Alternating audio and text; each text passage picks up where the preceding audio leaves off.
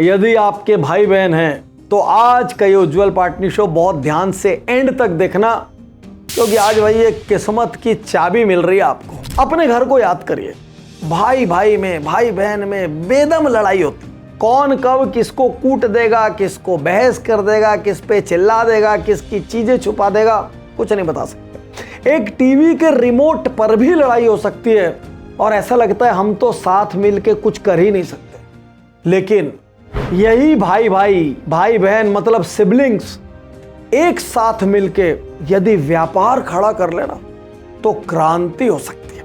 कुछ लोग कहते हैं परिवार में व्यापार नहीं करना चाहिए, भाई भाई की पटती नहीं, आजकल कोई किसी का सगा नहीं, गोली मारो ऐसे लोगों को। वो अपने जीवन के अनुभव बता रहे हैं। आज मैं आपको 4 ऐसे बिजनेस बताने जा रहा हूं जो एक परिवार के सिबलिंग्स ने खड़े किए और वो बिजनेस आज सैकड़ों करोड़ के हैं।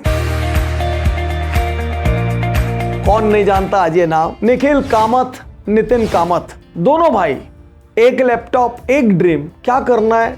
इन्वेस्टिंग को आसान बनाना है। पैसा नहीं है, पीछे कोई लेगेसी नहीं है, बड़ी प्रसिद्धि नहीं है, बड़ी शिक्षा नहीं है, लेकिन सपना है, कुछ करना है। और दोनों भाइयों ने हाथ मिला लिया, खड़ा किया जीरोधा।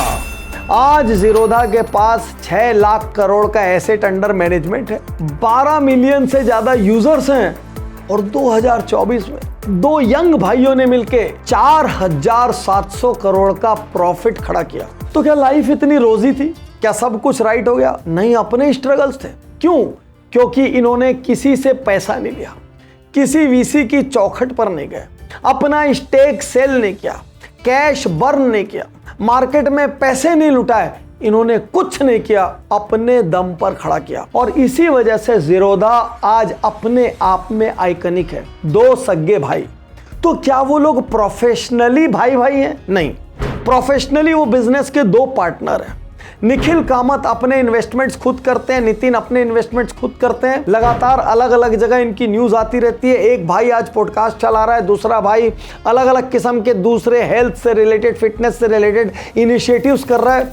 दोनों बिजनेस के अंदर भाई नहीं है, दोनों दिल से भाई हैं, लेकिन बिजनेस में पार्टनर हैं।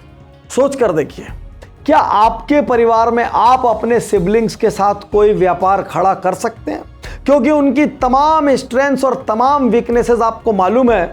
और वैसे भी विपत्ति आएगी तो तब भी साथ साथ तो आना ही पड़ेगा। भाई भाई, भाई बहन को, सिबलिंग्स को एक दूसरे के मुश्किल समय में साथ में खड़ा होना ही पड़ेगा। जब साथ में हर जगह खड़ा ही होना है तो भाई साथ में प्लान करके काम भी कर लो। अमित जैन, अनुराग जैन कहां से आए भाई? जयपुर से। दिल्ली पहुंचे कार एक्सपो देखने, खूब फ्रस्ट्रेट हुए। चारों तरफ कारें हैं, लेकिन खरीदने के लिए बायर्स के पास कोई ऑर्गेनाइज्ड प्लेटफॉर्म नहीं है। और बेसमेंट के एक स्मॉल ऑफिस से कार देखो की शुरुआत की। ऐसा नहीं था कि कोई बहुत फैंसी फैमिली थी, पीछे बहुत बड़ी लेगेसी थी, हजारों करोड़ रुपया टेबल पे पड़ा था, प्रयोग करने की इजाजत थी नहीं थी, कॉमन इंटरेस्ट था, सगे भाई थे, बोले चल यार मिलके कुछ करते हैं। आज कंपनी का $1.2 बिलियन का वैल्यूएशन है, कंपनी प्रॉफिटेबल है और 2000 करोड़ से ज्यादा का रेवेन्यू कर रही। तो क्या सब कुछ रोजी था? इनको कभी कोई प्रॉब्लम नहीं आई होगी? अरे सबको प्रॉब्लम आती और इनको भी आई, लेकिन भाई भाई थे ना। प्रॉब्लम में बिखरने की जगह निखर गए। कैसे निखर गए? इन्होंने 2018 में देखा कि लॉसेस इतने बढ़ गए हैं, कंपनी को बंद करने की नौबत आ सकती है। तो हार मानने की जगह इन्होंने कार देखो के साथ साथ इंश्योरेंस देखो की शुरुआत कर दी।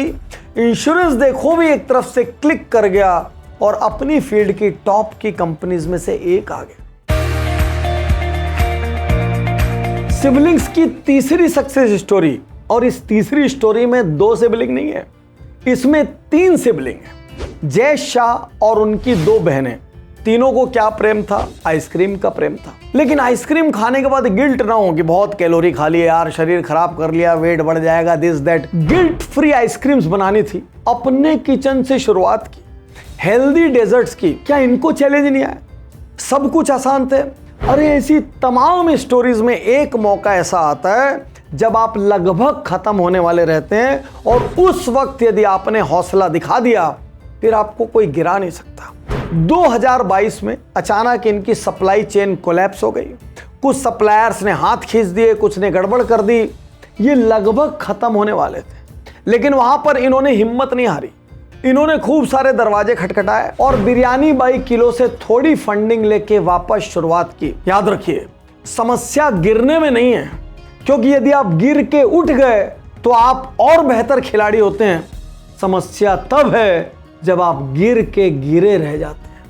समस्या तब है जब आप अपने मन से हार जाते हैं, क्योंकि दूसरा कोई भी आपको तब तक नहीं हरा सकता जब तक आपने खुद हार स्वीकार नहीं की। और फिर से सिबलिंग थे, एक साथ खड़े थे, सुख दुख के साथी थे। जो फेस करना है एक साथ करना है, जिंदगी एक साथ जीनी, एक दूसरे के पूरे प्लस माइनस मालूम है, तो चलो ये वक्त भी टल जाएगा। सोचिए, क्या आप अपने भाइयों बहनों के साथ कोई कॉमन इंटरेस्ट शेयर करते हैं? कोई कॉमन प्रोडक्ट आप बना सकते हैं, क्योंकि अब एंटी सिबलिंग एंटी फैमिली नहीं होना है, अब प्रो सिबलिंग और प्रो फैमिली होना है। मैंने आपको भाई भाई का कॉम्बिनेशन बता दिया, मैंने आपको भाई बहन का कॉम्बिनेशन बता दिया। अब एक ही सिबलिंग का पैटर्न बचा है, बहन बहन। और भाई ये कहानी आपको हिला देगी। मैं बात कर रहा हूं थियोब्रोमा की, जिसकी फाउंडर हैं काइनाज एंड टीना। 2004 में इन दोनों बहनों ने अपने पिता से 1.5 करोड़ रुपए उधार लिए, लोन लिया, फंड लिया, इन्वेस्टमेंट लिया, व्हाटएवर। और इनकी इच्छा थी कि यूरोपियन स्टाइल के डेजर्ट्स हम इंडिया में लेकर आए। और इन्होंने कोलाबा में अपना पहला स्टोर खोला, जिसमें ब्राउनी, केक्स, कुकीज, सैंडविचेस, इस तरीके की आइटम्स की रेंज रखी। और दोनों का कॉमन ट्रिगर क्या था? बचपन में मम्मी बहुत टेस्टी आइटम्स बनाती थी इसी तरीके की, और दोनों बहनें मदद करती थी। तो वो मोमेंट, वो फ्लेवर्स, वो स्मेल, वो उनके सबकॉन्शियस माइंड में थी। तो इसीलिए दोनों ने मिलकर तय किया यही बिजनेस करें। और उसका रेवेन्यू देखते ही देखते 2024 में लगभग 400 करोड़ हो गया। 400 करोड़ का रेवेन्यू, केक से, सैंडविचेस से, कुकीज से, शॉकिंग। और अभी 25 में रेवेन्यू लगभग 550 करोड़ जाने का चांस है, और एबिडा लगभग 80 से 100 करोड़। लॉस मेकिंग नहीं। दोनों बहनों ने मिलकर सिद्ध कर दिया कि दो बहनें यदि हाथ मिला लें तो वो एक दूसरे की सबसे बेहतरीन सहेली होती हैं, सबसे बेहतरीन साझीदार होती हैं, सारे राज एक दूसरे के छुपा के रखती हैं, लेकिन वही यदि बिजनेस पार्टनर बन जाएं तो बाजार को हिला सकती हैं। सोच कर देखिए, आज तक कभी आपने अपनी बहन के साथ पार्टनरशिप करने का सोचा? तो आज का लेसन क्या है? अरे भाई, बाहर से पार्टनर लाने की जगह घर में पार्टनर ढूंढो, जिसकी नस नस से, रग रग से वाकिफ हो, जो गुस्सा भी हो जाए तो पता है बाद में मना लेगा या मान जाएगा, कोई एक दूसरे को छोड़कर नहीं जाएगा। और जब दिक्कत होगी ना, सबसे पहले बाजू में रात दिन वही खड़ा रहेगा। तो फिर उसको बिजनेस पार्टनर बना लो। लेकिन एक बात याद रखना, आपस में जब व्यापार की गद्दी पर बैठे हो तो रिलेशनशिप एकदम प्रोफेशनल रखना। अर्निंग्स को कौन कैसे लेकर जाएगा, एकदम प्रोफेशनल रखना। अपने फाइनेंशियल मैनेजमेंट को एकदम प्रोफेशनल रखना। अपने वर्क डेलीगेशन को एकदम प्रोफेशनल रखना।